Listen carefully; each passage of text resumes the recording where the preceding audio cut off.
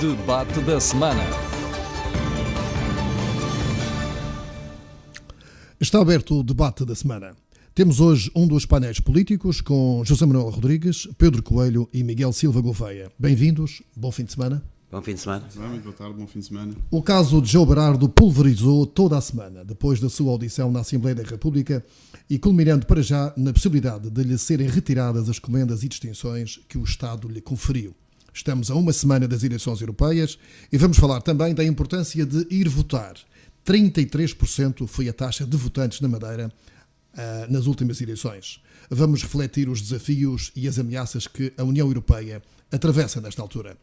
José Manuel Rodrigues propõe ainda a abordagem da taxa de pobreza na Madeira.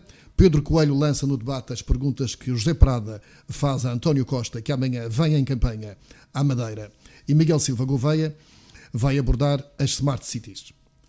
Bem, vamos iniciar com a opinião dos nossos comentadores sobre o assunto de João Berardo, as dívidas e as suas declarações na Assembleia da República que surpreenderam lamentavelmente o país, originando para já a possibilidade de perder todas as comendas que os presidentes Ramalhianes e Jorge Sampaio o distinguiram.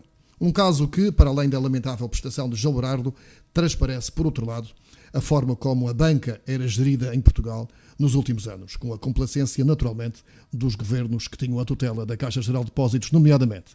Pedro Coelho, sobre este caso de João Berardo. Bem, boa tarde a todos. Acho que o país ficou chocado com as informações de João Berardo na audição parlamentar na Assembleia da República, mas a verdade é que temos que perceber porque é que isto aconteceu. E eu acho que quem deve tem que pagar, e obviamente é muito dinheiro que está em causa. Agora temos que perceber porque é que isto aconteceu. E eu acho que este caso está 10 anos atrasado. Como sabemos, e temos de ter essa consciência, são as mesmas pessoas que questionam João Berardo, os políticos, e são os mesmos políticos que emprestaram dinheiro do Banco Público a João Berardo. E eu acho que João Berardo foi uma peça de uma quadrilha política que queria assaltar o país em 2006, 2007. Foi utilizado o João Berardo? Foi utilizado, e isto obviamente foi um caso, foi um peão. Os pontas de lança nós conhecemos. Nós sabemos que o primeiro caso foi o caso BCP, onde o PS queria controlar alguns setores da sociedade civil e acabou com um banco que era o primeiro banco privado português, a seguir a Caixa Geral de Depósitos. Na guerra com o Jardim Gonçalves, todos nós sabemos quem entrou para o banco foi o Dr. Armando Vara. A segunda questão teve a ver com a OPA, que foi lançada pela SONAI APT, e novamente João Berardo esteve ao lado de José Sócrates. E o terceiro caso tem a ver com a colação Berardo, que está no CCB a custo zero, com custos avultados do Estado português. E por isso também é preciso que o país se indigne com aqueles que tomaram estas decisões. Eu recordaria, por exemplo, o discurso que António Guterres fez no dia que saiu, resultante das autárquicas de 2005, quando ele disse que o país estava num pântano.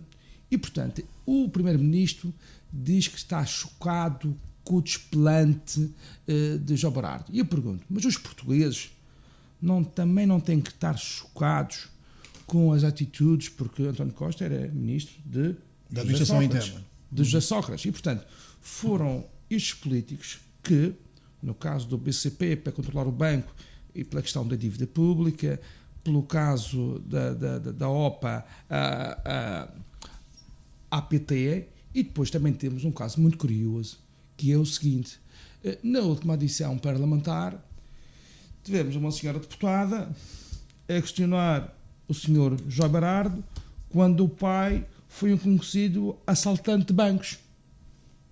O que não deixa de ser. Sim, mas quer dizer, a filha, o pai. Mas só para percebermos isto, quer dizer, os políticos questionam. E há uma situação destas, que é público e toda a gente sabe, quer dizer, não deixa de ser caricato.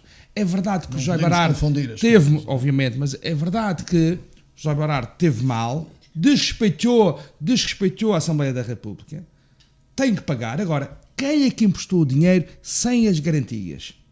A quem serviu João Berardo? Porquê que José Sócrates sempre protegeu João Berardo? Nas guerras políticas, nos grupos económicos, isso é que nos faz pensar.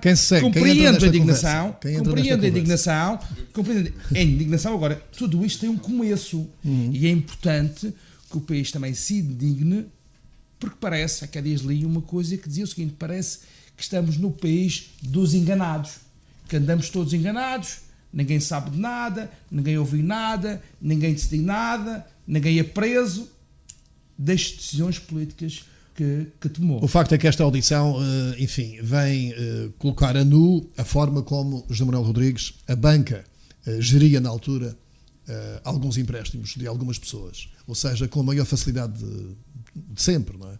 Eu acho sem garantias, sem que a Comissão de Risco desse sequer algum aval, alguma análise. Daquilo que eu conheço, João Berardo é um especulador financeiro. Já era na África do Sul. Era um homem que ganhava dinheiro com a banca na África do Sul, entre outros negócios que lá tinha. E, portanto, resolveu fazer vida em Portugal também um bocadinho à custa da Bolsa. Eu recordo a compra da empresa Madeirense de Tabacos, eu recordo a compra da própria Caixa Económica. Comprou sempre empresas com dinheiro da própria banca e com isso foi fazendo dinheiro. E depois dá-se o grande crash com a questão do BCP. A questão que deve ser posta, e eu obviamente repudio as declarações do Sr. João Berardo na Assembleia da República, mas a responsabilidade maior é de quem empresta dinheiro a uma pessoa, um banco público como a Caixa Geral de Depósitos, que empresta dinheiro a uma pessoa, neste caso João Berardo, para ir comprar um banco privado, sem ter quaisquer garantias de retorno financeiro. E, portanto, esta é a questão central. E aqui entronca na questão que o Pedro falava, que é, isto faz parte de tudo, eu não diria de uma quadrilha, mas de um ambiente de impunidade que se criou no país, a partir do governo, e contaminou a própria banca, de que tudo era possível fazer neste país, no governo do engenheiro José Sócrates. E portanto, socialistas e a atuação de João Berardo na Assembleia da República é a atuação de uma personalidade muito peculiar que todos nós conhecemos. Mas não há dúvida que há aqui um conluio político ou financeiro que envolveu, por exemplo, a compra da TVI, que não foi consumada, mas que estava objetivamente combinada entre José Sócrates e outros investidores financeiros, a compra de grande parte e o domínio do Banco Comercial Português, do BCP, o fim da OPA, da SONAI, à APT, à Portugal Telecom, que foi também travado pelo governo e pela cota de João Berardo, e depois as nomeações políticas, e aqui envolve os três grandes partidos, ninguém fica de fora, nomeações políticas, isto é, de pessoas que nada percebem da banca para a administração da Caixa Geral de Depósitos. Miguel Silva Gouveia, concorda com estas duas acusações aqui levantadas de que João Berardo terá sido um peão de um plano estratégico? Não concordo. Do governo da altura? Não concordo em absoluto. Aliás, acho que até é desprestigiante para o próprio João Berardo e para todo o percurso empresarial que João Berardo tem na sua vida, desde a África do Sul até aqui na região, e com a Fundação e com a Associação. Mas há que distinguir três áreas. Concordas, Miguel, que três banco áreas público empresta dinheiro para comprar um banco privado? Não é essa a questão. Esta é a questão central. Não, estavam a perguntar se ele foi utilizado. Se foi usado, se se deixou manobrar. Eu não acho que ele se calhar usou também. Vamos lá. Eu não acho que ele fosse ingênuo o suficiente para se deixar utilizar. Bom, em primeiro lugar. Mas há aqui três entidades distintas, todos com responsabilidades na matéria. E quando se fala aqui, quando o Pedro refere que isto é só algo referido aos políticos socialistas... Isto começou em 2006, 2007. É preciso recordar que um Primeiro-Ministro e um Presidente da República, Aníbal Cavaco Silva, com responsabilidades, quer executivas, quer em termos de presidenciais, teve um papel importantíssimo naquilo que foi o BPN, comprando inclusive ações e vendendo ações com a Sociedade de Bolsa de Negócios, quando ele próprio afirma que a banca em Portugal, isto é algo foi na esfera privada. No caso o que é a esfera privada? Não foi a esfera privada, foi um político que ganhou dinheiro com ações de um banco que, entretanto, o Estado foi salvar no âmbito da sua recapitalização. No entanto, dizia eu... Voltemos à causa. Aqui a questão do Berardo. Além da forma, que parece-me a forma foi completamente desrespeitosa, não só para a instituição, a Assembleia da República, mas para com todos os portugueses. Acho lamentável aquela forma de se dirigir e de abordar problemas que, em última análise, em último caso, somos nós portugueses que seremos fiadores, porque se, por algum motivo, não houver o repagamento da dívida, nem existirem garantias para seremos fiadores. Mas dizia eu, 3 entidades responsáveis. Os empresários, como de João Berardo. Não é o único, temos já outras situações aí na calha, quando se conheceram os principais devedores da Caixa, que registaram, onde a Caixa registou imparidades, ou seja, créditos que eram impossíveis de recuperar, conhecemos um conjunto de empresários que estavam a dever à Caixa, e esses empresários fizeram muitas vezes sabendo que têm um conforto de outra entidade que é o poder político. E por isso é que eu dizia no início que isto revelou, de certo modo, a forma como a banca geria na altura. Até porque em 2011, já no âmbito da Troika, quando a Troika estava em Portugal, era o governo de Passos Coelho e Paulo Portas, em 2011 já houve uma das missões da Troika a Portugal, foi precisamente para analisar os ativos tóxicos da banca portuguesa e os ativos de João Berardo, nomeadamente nesta compra das ações do BCP, parece-me, já na altura estavam a ser analisados. A realidade é que 8 anos depois, em 2011, 8 anos depois, voltamos a ter este tema em cima da mesa, parece que não se fez nada. De 2011 até 2018, nada se fez. Não há dinheiro para pagar a dívida. Segundo o João Berardo, não é? Não é uma questão de deixar... Mais grave do que deixar a garantia que foi dada, que são as próprias ações do BCP, terem desvalorizados até lá. Esta dívida nunca vai ser paga. As ações nunca deveriam ter sido garantia, não é? Claro. Foram aceitas. E isso entra aqui a terceira entidade, neste caso são os gestores. E são gestores públicos. Quem diz gestores públicos, no caso da Caixa Geral, gestores também que são nomeados para os cargos das entidades reguladoras e do Banco de Portugal. Onde é que estava a supervisão do Banco de Portugal? Isso é uma questão. O Dr. Vítor Constâncio veio à Assembleia da República, diz que não se lembra, não percebo, não sei como aconteceu, mas era ele o governador do Banco de Portugal quando a maioria destes casos aconteceram. E, portanto, a supervisão continua a falhar em Portugal. Falhou no tempo do Dr. Vítor Constâncio e, pelos vistos, continua a falhar. Eu tenho chamado a atenção nos meus artigos de opinião, no Diário de Notícias, que é associado da TSE, para o crédito fácil que volta a emergir em Portugal. Isto é, instituições financeiras ligadas a grandes bancos, que telefonam para a casa das pessoas, que através da internet fazem empréstimos a juros de 20% e 30%, enganando completamente as pessoas. 20% e 30%? Sim, há juros destas empresas de crédito fácil, não vou dizer os nomes, obviamente, das empresas, que se valem das dificuldades de muitas famílias que não têm qualquer capacidade negocial com a banca, como nós temos, se tivermos necessidade de ir ao banco de ir buscar um empréstimo, somos capazes de negociar a uma taxa de 5%. Estas pessoas em situações aflitivas, obviamente que aceitam isto tipo de empréstimos. Eu não vejo a supervisão do Banco de Portugal a travar este crédito fácil e enganador. A questão do Berardo e aquilo do empresário, ele enquanto empresário, aquilo que faz de prestar garantias de uma associação, como é o caso da Associação Coleção Berardo, não da associação. Associação Coleção Berardo. A Fundação, nem vou estar aqui a dizer considerações. Ele ofereceu garantias de 70% dos títulos, das ações da associação. No fundo, dá a quem tem os títulos, a quem tem essa garantia, dá a possibilidade de ter toda a voz ativa na forma como se administra a coleção. E, entretanto, faz um aumento de capital, onde volta a ter a maioria. Isto parece-me altamente... Essas garantias não servem para nada, já valem muito pouco. Os estatutos dessa associação, sucessivamente alterados, que a seu favor. Tem que ser alterados em Assembleias Gerais. Exatamente. E as Assembleias Gerais têm que ser convocados os acionistas, nomeadamente quem tem garantias de 70%. E ele dizia ontem, salvo erro, ou disse um destes dias, que a Assembleia Geral não contava com todos os participantes, que não tem culpa disso. Claro. O que eu queria, Isso é uma chique espertice. Mas se os representantes dos bancos não vão, objetivamente não querem ir. Exatamente. O que eu queria dizer, e aliás para reforçar a minha opinião perante os ouvintes, é isto: todos nós condenamos a atitude de João Berardo que teve na Assembleia da República, e quem deve tem que pagar. O país indignou-se nas redes sociais, noutros fóruns de opinião, e fez de João Berardo efetivamente o bobo da festa aqui desta semana.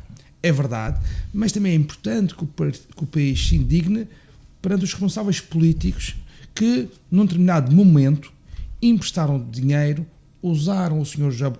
João Berardo, ele também, certamente, também serviço do poder político.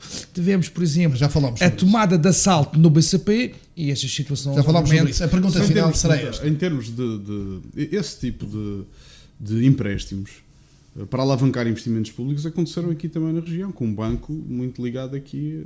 Mas porquê que um banco privado? Porquê que um banco público? Era um banco privado. Porquê que um banco privado? Que hoje em dia foi comprado pelo Santander, mas o Estado também recapitalizou. Porquê que um banco na prática, o Banif, na prática, todos os bancos acabam sempre por vir bater à porta do contribuinte para as suas recapitalizações. Pergunta final, para fecharmos esta parte, vamos aos temas seguintes.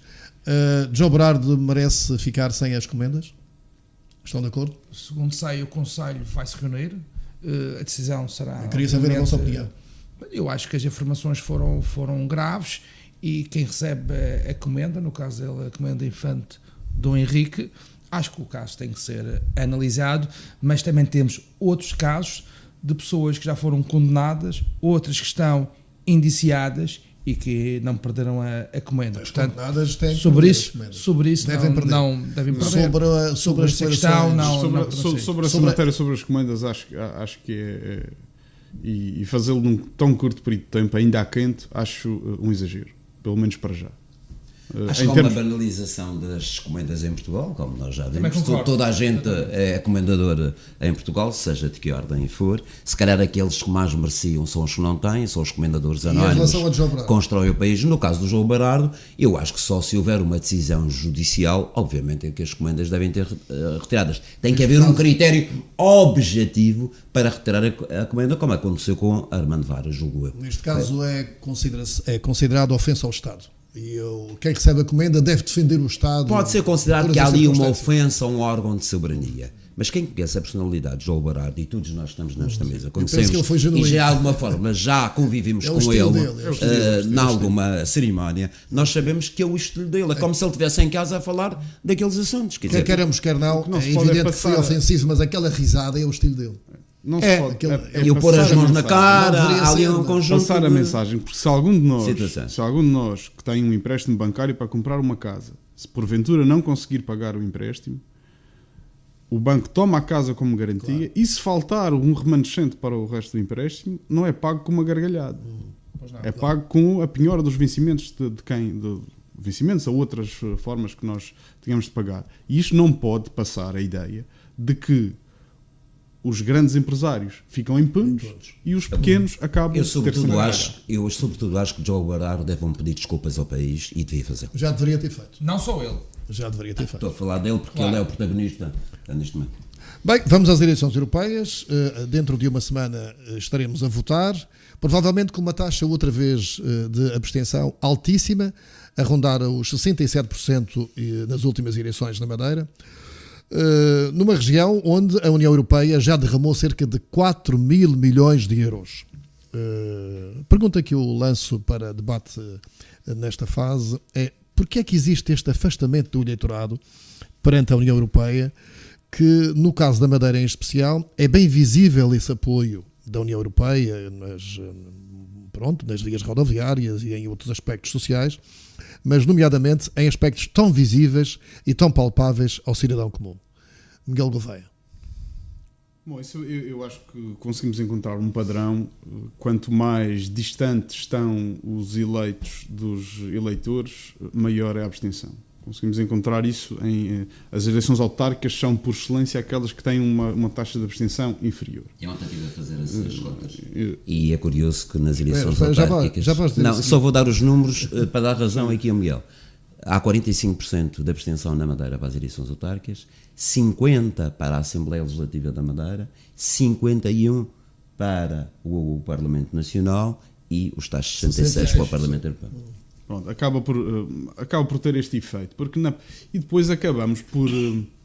os cidadãos acabam por discutir, e estamos a assistir isto novamente nesta campanha. Eu tive um papel ativo na campanha de há 5 anos, na campanha para as eleições europeias.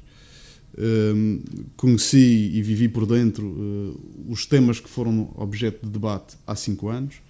5 anos envolvidos, mantêm-se as mesmas estratégias de campanha, muito pessoalizadas, muito fulanizadas, com temas nacionais, com temas que são nacionais e regionais e que não são de todo sequer passíveis por um eurodeputado poder fazer uma diferença.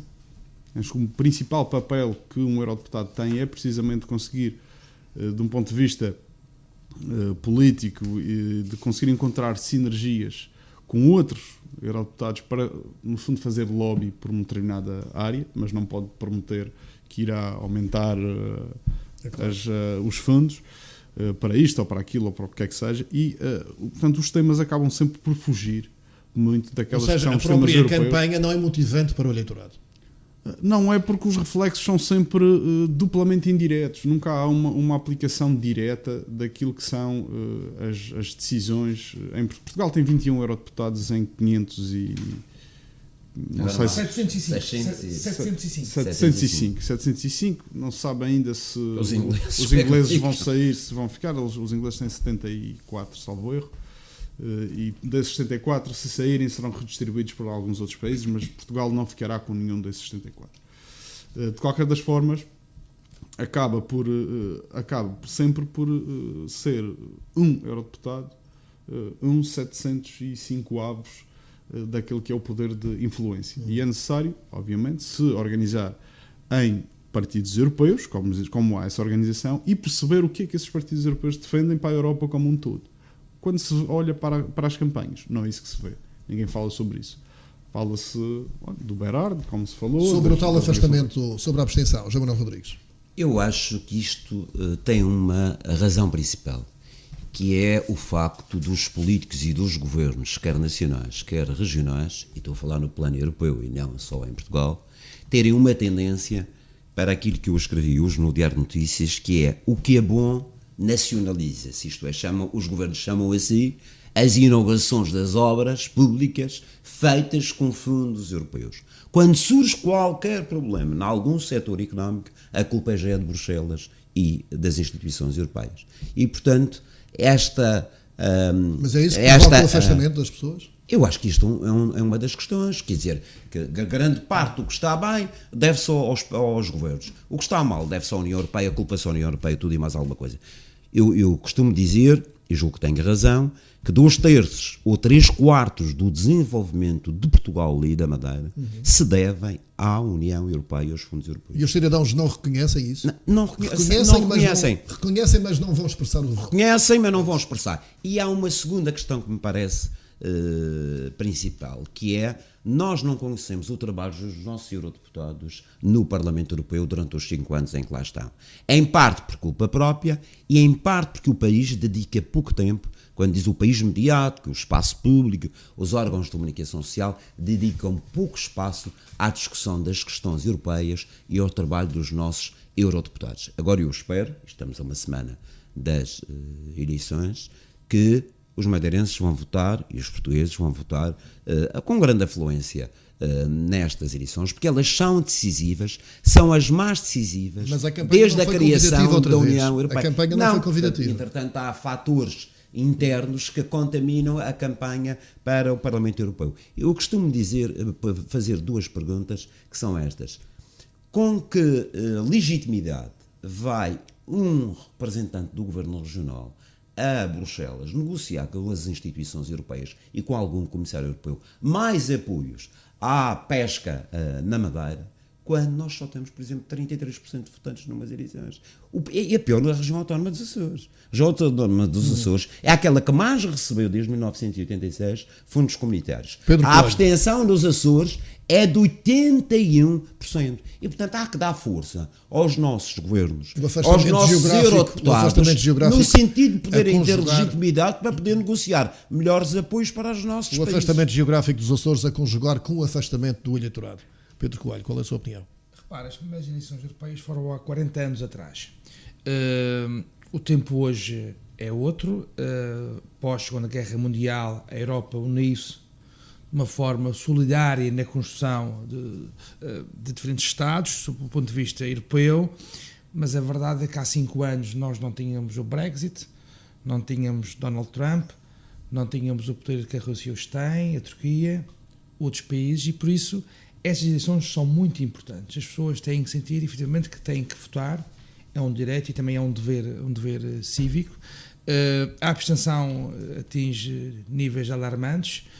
Já tivemos as primeiras eleições europeias, teve uma taxa de abstenção de cerca de 28%, agora estamos com 66%, mas há vários desafios, não só a questão dos fundos comunitários, que são importantes também para a região autónoma da Madeira, mas vai para além disso, sobretudo para a construção de uma Europa mais solidária, mais humanista, perante alguns desafios que se colocam, e estas eleições também são importantes. A coesão social, esse espírito mais solidário, de proximidade, de melhoria das condições económicas de toda a Europa, não foi atingido 60 anos depois. Continua a haver muita pobreza. Portugal é um país pobre, digamos assim. Anda no limiar. Isso oferece da medalha da má aplicação dos fundos europeus. Ou seja, o nivelamento dos países europeus, no caso da União, ainda está por fazer. Sim, ainda há um grande distanciamento entre os mais ricos e os mais pobres. Isso é verdade. Agora, Portugal está bem diferente do que estava há 40 anos atrás. Ganhou muito com a sua adesão à antiga Comunidade Económica Europeia. Agora, a tónica que eu queria colocar agora era, sobretudo, na construção da Europa que nós queremos perante os desafios e a geopolítica atual. O que se aproxima é que a direita radical e o populismo perante os extremismos, é importante que as pessoas votem para que a Europa fique mais unida para os desafios do futuro. Desafios, Miguel Gouveia, são difíceis, as ameaças são complicadas para a União Europeia, e até se fala que o radicalismo da direita e o populismo poderá ter uma larga representação parlamentar nestas eleições. Sim, esse é um dos problemas, e infelizmente não se debate com profundidade que eles, ou não são debatidos com a profundidade que mereciam, mesmo aqui em Portugal e na campanha eleitoral, seja Portugal na Madeira, seja em Portugal a nível nacional. Limitamos, muitas vezes eu dizia recentemente numa entrevista que a União Europeia não pode ser olhada só como o mielheiro onde vamos buscar o dinheiro para aplicar os investimentos. A União Europeia tem que ser também, mais que isso, um mecanismo de integração, um mecanismo de desenvolvimento cultural, porque só com o desenvolvimento cultural e social é que nós conseguiremos esbater estas desigualdades que estão em crescendo, sejam por via da disrupção tecnológica, sejam por via dos próprios populismos que vão surgindo. Aliás, os populismos muitas vezes são consequência dessas crescentes desigualdades. E isso são esses os temas que devíamos estar a debater. Compreendo que cá na região muitas vezes é mais confortável dizer, e como o José Manuel dizia ainda há pouco, que tudo o que é bom nacionaliza-se ou regionaliza-se, e o que é mau mutualiza-se lá na Europa. Acabamos por nos desresponsabilizar quando e cá está a tal visão de que só olhamos para a Europa como um mielheiro. Se não há dinheiro para fazer determinado tipo de investimentos, porque a União Europeia não prevê no seu quadro comunitário de apoio, não se faz. Obviamente que não deve ser assim. Nós temos outras fontes de financiamento próprios para termos também a nossa autonomia, e se estamos ainda com algumas desigualdades, temos que aplicar dinheiro nessas áreas. Devemos escutar os fundos comunitários, Miguel. Devemos escutar os fundos que nós temos, a execução. Sim, devemos escutar e temos feito. Não é esgotar por esgotar. Eu vi essa conversa do Governo Regional, que é preciso esgotar os fundos comunitários. Eu quero investir bem os fundos comunitários e retirar de retorno económico e social. Os fundos têm regras. Os fundos têm regras e, obviamente, os fundos têm regras e as diretivas são... Nunca mais vamos ter fundos como temos agora. Nunca mais. Nós temos 700 mil euros no próximo quadro. 700 milhões. 1.000 milhões. 1.000 milhões. O programa regional exclusivo são cerca de 700 milhões, associado aos programas que são nacionais com 20 para a região, como o POSEUR, que não é um programa regional, mas temos fundos que podemos ir lá buscar, chegam aos tal 1.000 milhões. E se formos analisar, a região está altamente dependente dos fundos comunitários. Altamente. E nunca tivemos esta visão, cá na região, de conseguir diversificar as nossas fontes não só diversificar as fontes de financiamento, como também trabalhar, de um ponto de vista económico, a competitividade, caso falhe, por exemplo, caso deixemos de ter os financiamentos do POSEI para a agricultura. O que seria desta região, dos produtores de banana, dos produtores de cana-de-açúcar, quem é que iria pagar?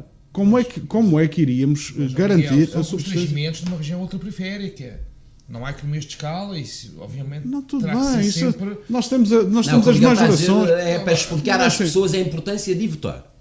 Julgo eu. Não era bem isso que eu estava a dizer. Isto não é só. A importância de votar já está mais do que ultrapassado. Eu acho que as pessoas têm que interiorizar que é importante votarmos, porque a maior parte da nossa economia, até em termos de subsídio de desemprego, todos os programas de emprego que nós temos na região são financiados pelo Fundo Social Europeu.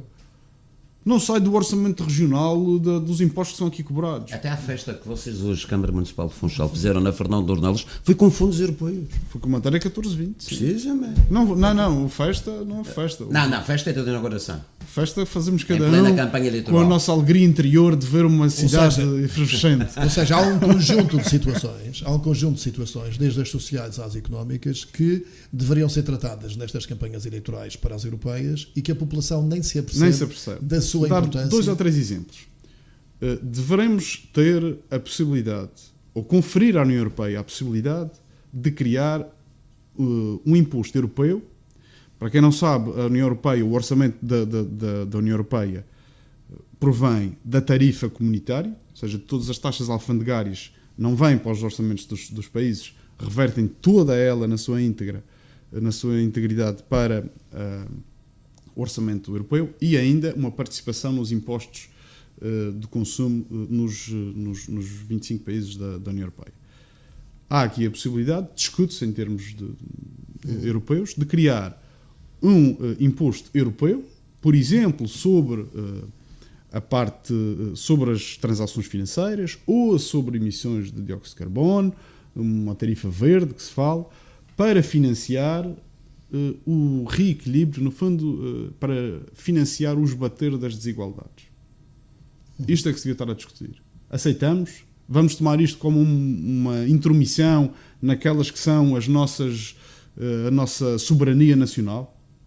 Outra questão, um exército europeu, deveremos caminhar para termos uma força de defesa comum ou não? Mantendo as forças armadas nacionais e tendo uma adicional europeia ou... Não há consenso sobre essas matérias. Mas não havendo consenso é isso. A democracia é mesmo não há consenso, não é? Vamos fechar este aspecto de Manuel Rodrigues sobre as ameaças e desafios que a Europa eu só queria referir, aí à porta. A propósito, ligando à minha anterior questão, é que, por exemplo, eu vou enumerar um conjunto de obras que foram construídas na Madeira com fundos europeus e que não servem absolutamente para nada. E isto também degrada um bocadinho a ideia da aplicação dos fundos europeus.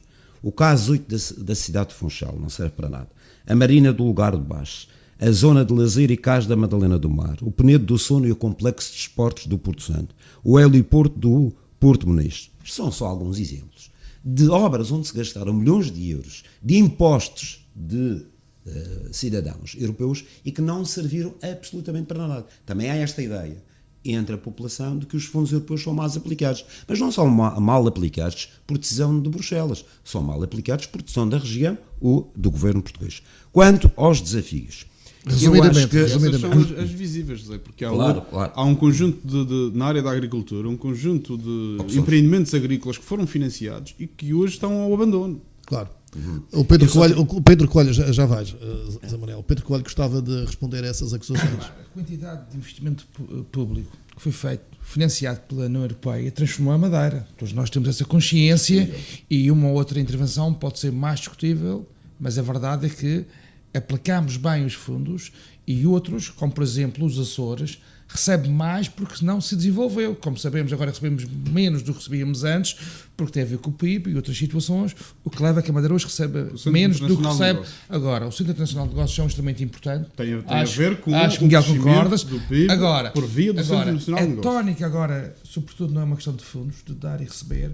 Estas eleições são importantes porque vivemos um momento marcante e perante os extremismos que pairam, e é importante que as pessoas vão votar para fazerem parte de uma Europa mais solidária, então, que é isso que nós queremos. Só vou enumerar alguns desafios que eu acho que a União Europeia tem, ameaças que têm a ver com causas de decisões passadas. O primeiro foi o alargamento acelerado da União Europeia aos países de leste. Isso foi bom do ponto de vista político, para consolidar aquelas democracias recém-nascidas, mas criou desequilíbrios, obviamente, dentro da União Europeia. A própria criação do euro não foi feita da melhor forma, nem houve mecanismos de estabilidade financeira, conforme se viu nesta crise de 2008, que levaram a problemas de déficit de dívida em alguns países europeus, como foi o caso de Portugal. A crise dos refugiados e dos migrantes, que continua-se bem que em menor escala e que alimenta os discursos populistas e extremistas em vários países europeus. As teses federalistas que defendem os Estados Unidos da Europa. Isto também é uma ameaça sobre a Europa das nações que não ajuda à União Europeia. E depois a ameaça mais latente, que é o Brexit e a saída do Reino Unido da União Europeia, que é o primeiro sinal de desagregação de um projeto que deu 70 anos de paz e de prosperidade à União Europeia. E há um último fator, que é o atraso da União Europeia em termos de revolução digital e de comércio mundial. Fomos claramente ultrapassados pelos Estados Unidos e pelos países da Ásia, e entre as 20 maiores empresas do mundo de digitais, nenhuma delas é europeia. Temos ainda as alterações climáticas, que é um tema importantíssimo a nível da Europa e que não temos aqui tempo a nível mundial, e que é necessário financiar, portanto, projetos para que as pessoas possam ter mais acesso a energias renováveis e outros aspectos nesta matéria. Bem, vamos mudar de temas. Cada um dos nossos convidados tem a possibilidade de propor um tema para debate ou para reflexão. Pedro Coelho avança com a visita de António Costa, que está a acontecer, e que acontece neste domingo, e que provocou 17 perguntas de José Prada a António Costa, e relativamente a questões que, de acordo com o PSD, estão por resolver na região autónoma da Madeira. Pedro Coelho. Portanto, como sabemos, há cerca de um ano que o Primeiro-Ministro já não vem à Madeira. O Secretário-Geral do PS tem vindo várias vezes à Madeira, mas enquanto Primeiro-Ministro faz precisamente agora um ano, quando esteve cá no jantar do Dia do Empresário, promovido pela ACIF. E a verdade é que Costa diz que tem a Madeira no coração, mas efetivamente não dá sinais disso. E era importante que, em primeiro lugar, saber se António Costa, que está na Madeira como Secretário-Geral, se pagou um preço módico pela passagem ou não. Em segundo lugar, há um conjunto de perguntas que foram feitas pelo Secretário-Geral do Partido Social Democrata, José Prada, que ainda não tiveram resposta.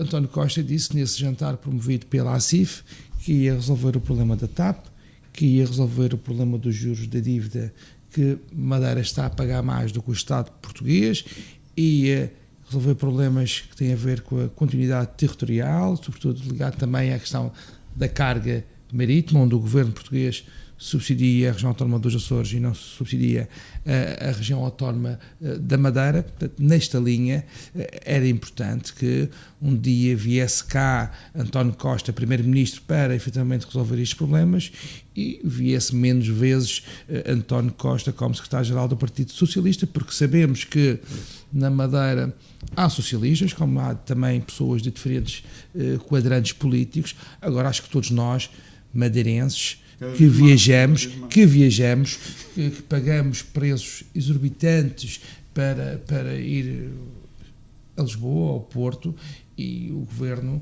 a quem compete resolver esse problema, ainda não resolveu. Eu até acho, Lionel, que não interessa ao Governo resolver neste momento o problema, porque muitas vezes, como já se percebeu, o PS confunde-se com o Governo e, portanto, eu acho que o PS e o Governo só quer resolver quando um dia, pensam eles, a Madeira pode mudar de cor partidária. E, portanto, a eles não nos interessa. Miguel Gouveia, sobre estas acusações questões eleitorais e por isso todos nós pagamos. E perguntas lançadas pelo secretário-geral do PSD. Pois, percebi que quem fez as perguntas foi o secretário-geral do PSD, não percebi se as fez ao primeiro-ministro ou se as fez ao secretário-geral do PS. São uma e a mesma pessoa. São a mesma pessoa, mas poderia fazê-lo como deputado, acho eu, mas não o fez, faz como secretário-geral do PSD Madeira. Compreendo que haja uma preocupação do PSD Madeira sobre assuntos que o próprio PSD, enquanto esteve no Executivo, neste último governo, que já cumpri 4 anos, cumpri o mês passado 4 anos, agora já está até naquilo que se costuma dizer a linguagem de futebolês, está no prolongamento até setembro, assinou o acordo... Ainda terá pernas para o prolongamento? Penso que não. Eu penso que não. Já nota algumas câimbras. Nota-se algumas câimbras. Os senhores estão muito confiantes. Mas nota-se que foram o caso da mobilidade, do subsídio de mobilidade, que foi assinado entre este governo, o secretário de então, Porquê é que não foi revisto ainda? Com o governo da República. É a questão dos juros da dívida, com o resgate à Madeira que o governo do PSD conduziu a uma situação quase de falência técnica, com a dívida oculta incluída. E foi nesse acordo do PAEF que foi celebrado esse empréstimo à região, caso contrário nem teríamos para pagar a despesa corrente. E a TAP? Já falei do subsídio de também mobilidade. É regional? O subsídio de mobilidade foi criado pelo governo do Porquê é que não é revisto? Miguel, e também há aqui uma questão de que o próprio governo regional diz autonomista, mas quando há em cima da mesa a possibilidade de transferir para cá, tanto quanto sei, 40 milhões de euros ou 50 milhões de euros, e a região depois estabelece o seu próprio modelo com o dinheiro que cá vem, aí já não interessa porque dá trabalho. Mas não me parece que estas 17 perguntas são perguntas retóricas, são exercícios de retórica do secretário-geral do PSD. Mas a resposta não? Eu acho que a Madeira só tem um único assunto para resolver, que é a falta de alternância democrática durante 43 anos, e penso que ficará resolvido já em setembro com um novo governo, e para deixar de ter sempre este burburinho anti-república, anti-continente, anti-Portugal, porque já cansa. Governem, porque foi para isso que fiz. José Manuel Rodrigues. Eu só espero que o Primeiro-Ministro e Secretário-Geral do Partido Socialista não venha à Madeira pedir votos no Dr. Pedro Marques, que era o Ministro das Infraestruturas e Obras Públicas, que tinha a tutela da TAP e que tinha esta questão do subsídio de mobilidade, que podia ter resolvido a favor dos madeirenses e não o fez. Exatamente. Não, eu julgo que não há um motivo para um madeirense votar no Dr. Pedro Marques, que é o cabeça de lista do Partido Socialista às eleições europeias. A não ser que o secretário-geral do PS, mesmo nessa pele, anuncie um novo subsídio de mobilidade no domingo. E aí as coisas já seriam diferentes. Espero, em nome dos madeirenses e portugueses. Foi assinado em 2014 com o governo do CDS. Precisamente, e essa portaria dizia que no espaço de 6 meses isso é um bocado como aquela história dos professores. Tu achas bem os que o CDS e o PSD juntam-se no continente a dizer tem que repor integralmente, depois quando é que se paga? Isso depois logo se vê. E ela achas bem que o madeirense tenha que adiantar 600 euros para ele? Isso é um bocado a mesma coisa. Isso tem que ser revisto ao fim de 2 anos. Mas como é que se revê? Espera, agora ninguém quer dizer como é que se revê. Achas bem que então o madeirense... o próprio secretário regional, tendo a possibilidade de ter o dinheiro e escrever um modelo, ter o dinheiro na íntegra, que tem escalado. Vocês sabem que se gastava em 2014 8 milhões, 2013 8 milhões de euros e atualmente já chegam aos 50 milhões. Desde que o governo do PSD 50 milhões. 50 milhões. O governo do PSD e CDS impôs à Madeira um PAEF. Impôs não. Não foi imposto pelo CDS. Pelo amor de Deus, teve com a dívida do Dr. Alberto João Jardim e não com a dívida. Mas agora, amigo, tu achas bem, Miguel, que o madeirense que o madeirense pague 600 euros Açores. para ir e volta a Lisboa. É diferente dos Açores. Vou perguntar, achas bem que o madeirense eu não concordo com este modelo desde o início que ele foi criado. Não, mas não pode ser desde o revisto. início que ele foi criado. Vamos rever. Porquê que não foi revisto ainda? Porque quem tem que rever são as pessoas que criaram, que foram vocês. Já saí da Assembleia Legislativa da Madeira uma proposta Está na Assembleia da República. Sim, mas vocês da Assembleia Legislativa da Madeira saem propostas até para pintar o céu de vermelho, se fosse preciso. É preciso que seja mais. Rosa que não. Rosa. Ora bem, estamos muito perto do fim deste debate da semana. Temos ainda mais dois temas propostos pelos nossos comentadores. José Manuel Rodrigues gostaria de refletir o facto da região ter uma alta percentagem de risco de pobreza. Os números do Instituto Nacional de Estatística, foi um inquérito efetuado em todo o país, indicam que 81 mil madeirenses estão em risco de pobreza. Isto é... E exclusão social, são coisas diferentes. Mas já explico. 27,4% da população da Madeira vive com menos de 437 euros. Isto quer dizer também que na Madeira ganhamos menos 1.000 euros cada um dos madeirenses do que um trabalhador no plano nacional. Eu pergunto, depois de termos... 1.000 euros durante o ano. 1.000 euros por mês. 1.000 euros por ano. Média por ano. Mas há aqui uma discrepância enorme entre o que são os salários dos madeirenses e o que são os salários da média nacional, apesar dos Açores ainda ser pior. Mas isto é a causa principal, obviamente, do risco de pobreza, que são os tais 27,4% da população. E a pergunta que tem que ser feita, e devemos todos refletir, é depois de 40 anos de autonomia, em que investimos 23 mil milhões de euros, em que tivemos quase 4 mil milhões de euros da União Europeia, porquê é que ainda temos esta taxa de pobreza? E aquilo que devemos fazer para reduzir a exclusão social e reduzir também a pobreza. E quando trago este assunto aqui à colação neste debate, não é para denunciá-lo, é para alertar as consciências para a necessidade de quem governa fazer uma melhor redistribuição da riqueza para que haja menos desigualdades sociais, menos pobres e mais remediados e mais Pedro Coelho, sobre isto, a Madeira realmente tem uma taxa elevada? Tem uma taxa elevada, mas uma coisa é pobreza, uma coisa é exclusão social. E os dados que nós temos é para a pobreza e exclusão social.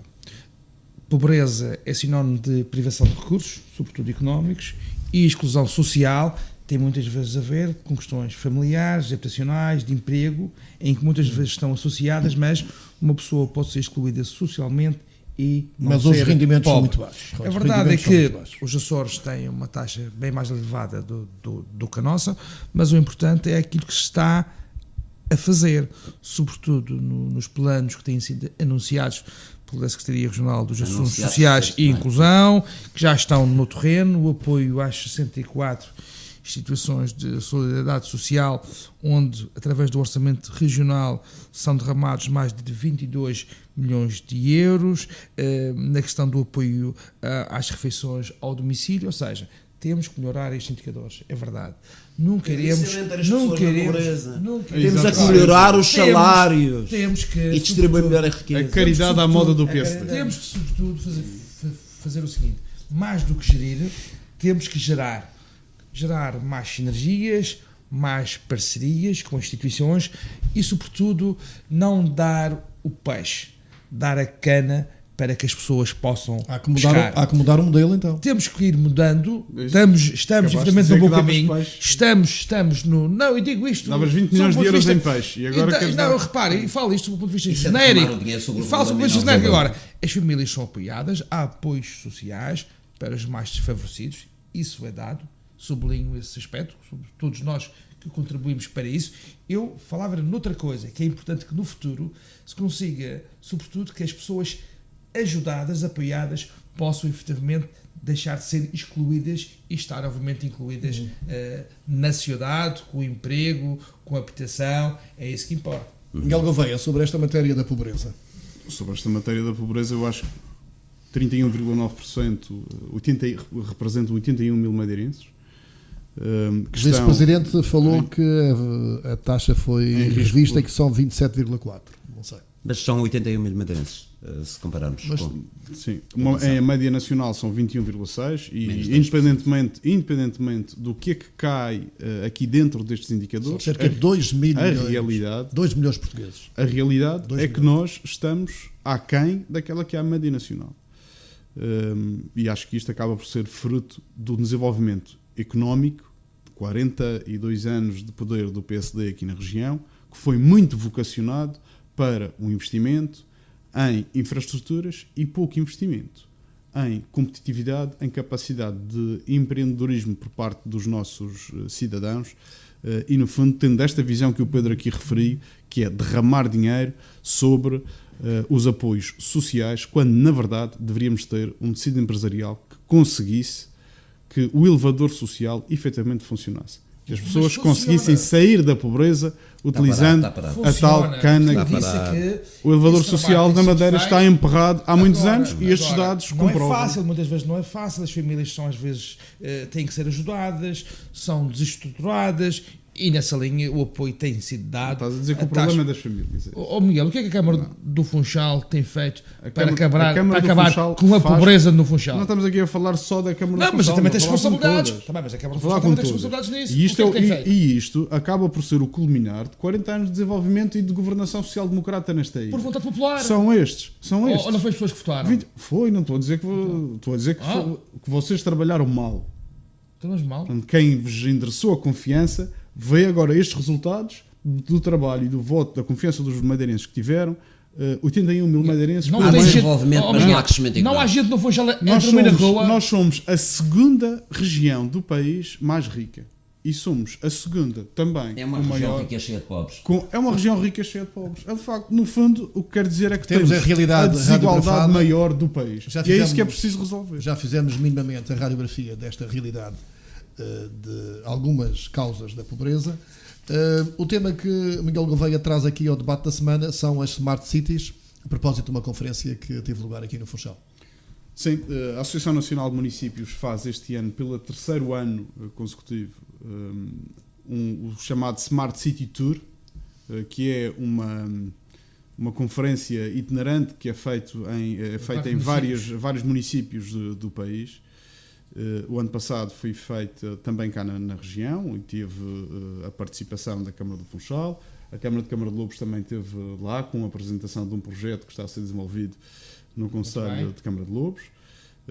E foi uma conferência, a de 2018, uma conferência interessante e profícua, e acho que cumpriu aqueles que são os objetivos, que são os municípios ajudarem-se uns aos outros no crescimento daquela que é termos cidades mais inteligentes. Cidades mais inteligentes. O que aconteceu este ano? O Governo Regional capturou o evento, fê-lo, em vez de o evento era para se chamar Happy Cities, acabou por se chamar Happy Islands, onde o próprio representante da Associação Nacional de Municípios confessou na conferência que, por solicitação do Presidente do Governo Regional, pasme-se, não tivemos nenhuma Câmara do Funchal, nem do Funchal, nenhuma Câmara, nem no Funchal, nem de Câmara de Lobos, nem nenhuma Câmara da Madeira. Tivemos a Associação de Municípios Autónoma da Madeira. Tivemos a Associação Amram a falar na abertura, que foi aqui o camarada Pedro Coelho a falar. É mais companheiro, não é? Que falou e pronto, falou muito mais numa perspectiva daquela que é a sua experiência, não é? No Conselho de Câmara de Lobos, apesar de eu não subscrever algumas das suas opiniões, subscrevo que as cidades devem estar voltadas para as pessoas, mas isso não inviabiliza que se façam investimentos a nível tecnológico, como o Funchal está a fazê-los na área da mobilidade. O que lamento é que não tenham existido nenhum dos vários projetos que as 11 câmaras da região estão a desenvolver nesta área, nenhum a ser lá apresentado. Foi, infelizmente, mais uma iniciativa... Falta de mobilização? Não, uma iniciativa. Quem organizou foi o Governo Regional, capturando um evento que deveria ser dos municípios, a Associação Nacional de Municípios, com o Governo Regional. Quem organizou aqui na região foi a Startup Madeira. governa para as 11 câmaras da região autónoma. Então entrega-lhes o teu dinheiro todo e deixa-los fazerem obras em Câmara de Vamos ficar por aqui. Eu só queria dizer uma coisa. Eu acho que as cidades inteligentes são as cidades mais felizes. Acho que o conceito de inteligência está sobretudo ligado ao conceito de felicidade. Não, mas é felicidade. Happy Island, foi mudado o nome. E a questão que se coloca é o seguinte: a tecnologia é importante, mas deve estar no background, ou seja, devemos ouvir as pessoas, colocar tecnologia para que a vida seja mais fácil. Agora, as cidades inteligentes, não é, muitas vezes, como nós muitas vezes vemos, alguns prestadores de serviços querem vender essa ideia, que é uma cidade inteligente, é aquela que tem semáforos inteligentes, que tem passadeiras luminosas, aqui como inaugurada há pouco tempo. Aqui como o Miguel tem aqui na Cidade Funchal. Uma cidade inteligente não é uma cidade que tem semáforos luminosos, pode ter semáforos inteligentes e passadeiras com luz, com refletores. Não, uma cidade inteligente é mais do que isso, e não pode ser feita de uma forma, uma intervenção não pode ser feita de uma forma avulsa, mas sobretudo integrada. Estamos mesmo a fechar. O que é que parece já agora este encerramento da Rua Fernão Ornelas que aconteceu há pouco? O que é que parece? Não dei muito bem o encerramento ao trânsito e maior mobilidade às pessoas. Não dei muito bem para ver porque estava numa inauguração, cheio de gente, a passar... Mas pensa que é um caminho a seguir, pensa que... Mas não houve espetada, nem... O doutor Fernão Ornelas, quando construiu esta rua... Rapidinho. Foi muito criticado porque disse que as pessoas diziam que era demasiado larga e com várias faixas de rodagem. Também esta obra foi criticada pelo PSD, pelos vereadores do PSD que criticaram esta obra. As pessoas dizem que é demasiado larga. Vai haver alguém um dia que vai fechar esta rua. E veja lá que o homem não tinha razão. Eu só queria terminar com duas notas. A primeira é sugerir aqui ao nosso Miguel Gouveia que a propósito de cidade inteligente se possa pagar os parcómetros através de um cartão de crédito, coisa que é possível hoje, ou de débito, que hoje aqui é possível nas próprias cidades europeias. Mas com cartão.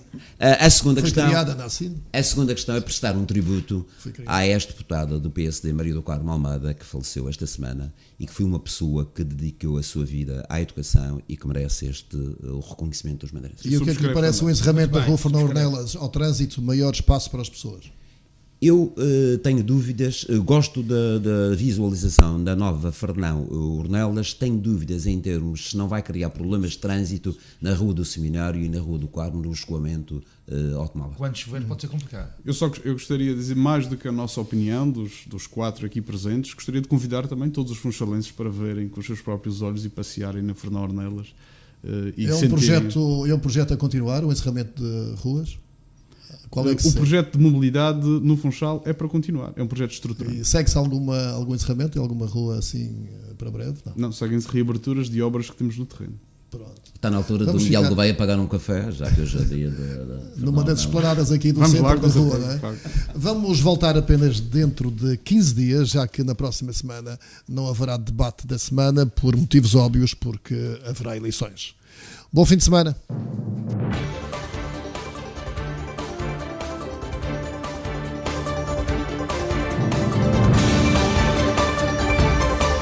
Debate da semana.